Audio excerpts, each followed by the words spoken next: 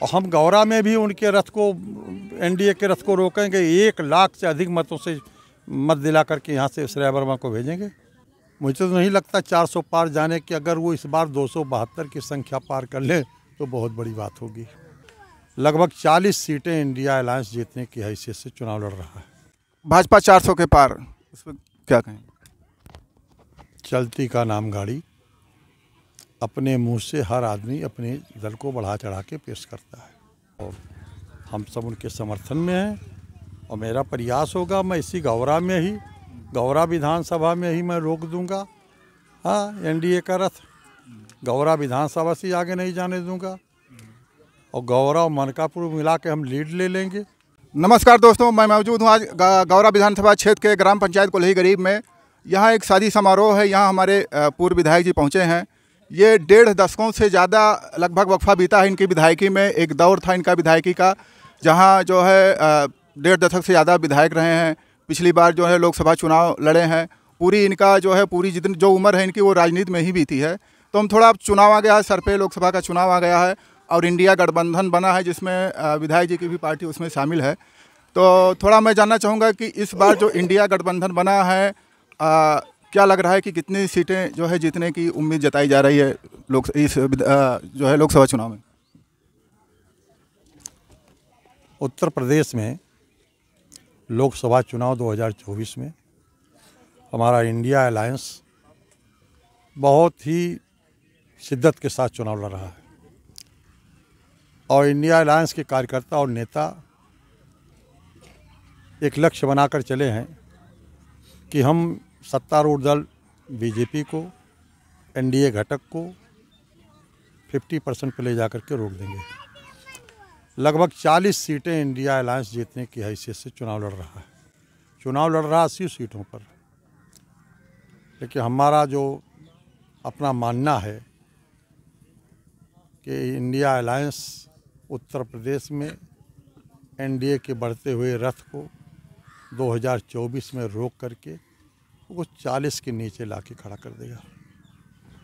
प्रधानमंत्री मोदी जी कह रहे हैं कि इस बार भाजपा 400 के पार, उस पर क्या कहें?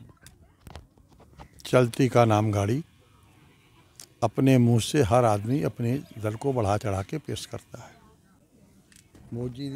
मोदी जी किस सोच के साथ कह रहे हैं हम इससे पार जाएंगे? मुझे तो नहीं लगता 400 पार जाने की। अगर वो इस बार 272 की संख्या पार कर ले तो बहुत बड़ी बात होगी। इस बार उनको 272 के नीचे लाकर इंडिया अलायंस छोड़ेगी। पीडीए बना है, अखिलेश यादव ने पीडीए बनाया है, पिछड़ा दलित अल्पसंख्यक। अखिलेश का भी मानना है कि इस बार जो है सबसे ज़्यादा सीट सपा जीतेगी। लेकिन इनके अलायंस में कुछ जो है 2 पार्टियां जो है चली गई।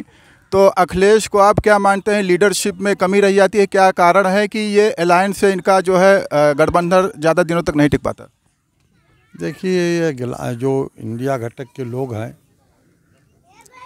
जिसमें जो लोग आए वो चले गए, जो इनके साथ थे पहले इंडिया अलायंस के पहले जो दल इनके साथ छोड़ कर चले गए, वो बहुत ही पदलोलुप है। बिना सत्ता के वो कहीं टिक ही नहीं सकते। सत्ता की चाहत में वो इधर उधर भूलते फिरते रहते हैं। उसके जाने से आज के इंडिया अलायंस पर कोई असर नहीं पड़ने वाला है। मैं समझता हूँ कि इंडिया अलायंस का जो बड़ा दल है उत्तर प्रदेश में, वो समाजवादी पार्टी है और उसके मुखिया श्री अखिलेश जी हैं और हमारा इंडिया अलायंस जो है अखिलेश जी के नेतृत्व में ही सीटों का बंटवारा किया है। 17 सीटें हमारी पार्टी लड़ रही है कांग्रेस की, और वो ज़्यादा सीटें लड़ेंगे तो वो ज़्यादा जीतेंगे। हम सीटें लड़ेंगे कम तो हो सकता है हमारी संख्या कुछ कम रहे, लेकिन हम दोनों मिलकर जीतेंगे तो 40 से कम सीटें इस बार नहीं जीत रहे हैं। अखिलेश यादव पीडीए बनाए हैं, पिछड़ा दलित अल्पसंख्यक। एक सवाल और है, तो ये इनका जो है कह रहे हैं कि पिछड़ा दलित अल्पसंख्यक ये हमारे साथ है। तो 80% जनता इनके साथ अगर आ जाती है तो फिर कितना मजबूती से आप देख रहे हैं जो यहाँ की प्रत्याशी हैं गोंडा लोकसभा की श्रेया वर्मा, उनको कितना सशक्त कैंडिडेट आप मान रहे हैं? मैं ये नहीं मानता कि 80% जनता टोटल इनके साथ आ जाएगी। ऐसा संभव ही नहीं है। लेकिन जहाँ तक इंडिया अलायंस की जो यहाँ पे प्रत्याशी के रूप में घोषित हुई हैं श्रेया जैन जी, इस बार गोंडा लोकसभा इंडिया अलायंस जीतेगा, ऐसा मेरा पूर्ण विश्वास है। अभी जो है यहाँ जो विरोधी पार्टी है भाजपा सत्ताधारी पार्टी, उसने वो अभी अपना यहाँ जो है डिसीजन नहीं ले पाई है कौन सा प्रत्याशी यहाँ होगा श्रेया वर्मा के विरोध में। तो आपको क्या लग रहा है कि कौन सा प्रत्याशी आ सकता है? वैसे औपचारिक रूप से तो सब लोग राजा भैया कीर्तिवर्धन सिंह का नाम ले रहे हैं, लेकिन क्या अभी भाजपा कुछ विकल्प भी सोच रही? इस संबंध में मैं कुछ नहीं कर सकता हूँ। भारतीय जनता पार्टी के लोग जाने, एनडीए घटक के लोग जाने, ये उनका विषय है। हमारे यहाँ तो तय हो गया है कि यहाँ से समाजवादी पार्टी चुनाव लड़ेगी और समाजवादी पार्टी ने घोषित कर दिया है कि श्रेया वर्मा उनकी कैंडिडेट होंगी। श्रेया जैन वो घोषित हैं, वो आज इलाके में दौड़ रही हैं और हम सब उनके समर्थन में हैं। और मेरा प्रयास होगा, मैं इसी गौरा विधानसभा में ही मैं रोक दूंगा। हाँ, एनडीए का रथ गौरा विधानसभा से आगे नहीं जाने दूंगा और गौरा और मनकापुर मिला के हम लीड ले लेंगे, बाकी अन्य क्षेत्रों में भी लीड लेंगे ही लेंगे। जो है यहाँ अगर क्या कहते हैं इंडिया गठबंधन जीता है पूरे देश में, बहुमत में आता है, तो प्रधानमंत्री के रूप में आप किसको देख रहे हैं?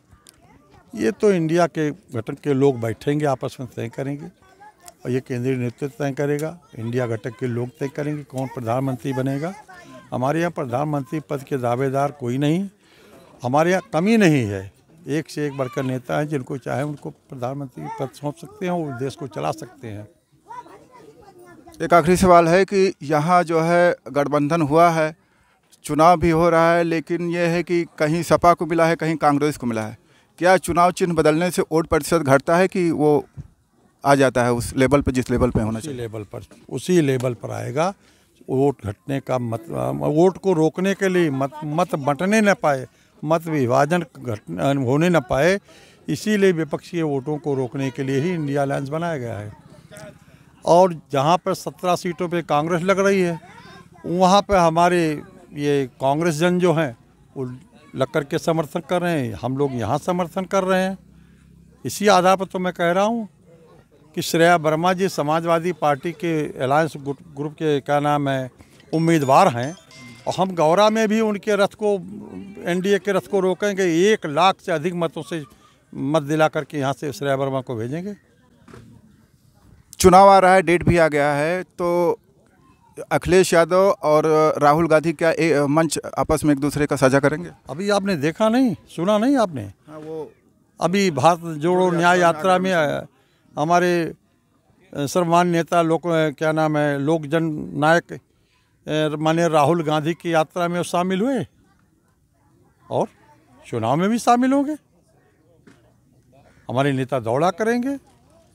हाँ, आप बहुत बड़े राजनीतिज्ञ हैं, राजनीतिक अनुभव लंबा है आपका क्या दिख रहा है कि यहाँ जो है कितना वोटों से श्रेया वर्मा जीत रहे हैं? मैं फ़िलहाल तो अभी गौरा विधानसभा का ही आकलन कर सकता हूँ अपने अनुभव के आधार पर और जनता जनार्दन के रुख के आधार पर कि यहाँ श्रेया वर्मा भारतीय जनता पार्टी एनडीए घटक की पार्टी की कैंडिडेट को कम से कम 30,000 वोटों से पराजित करने का काम करेंगे इस चुनाव में। बहुत बहुत शुक्रिया विधायक जी आपका।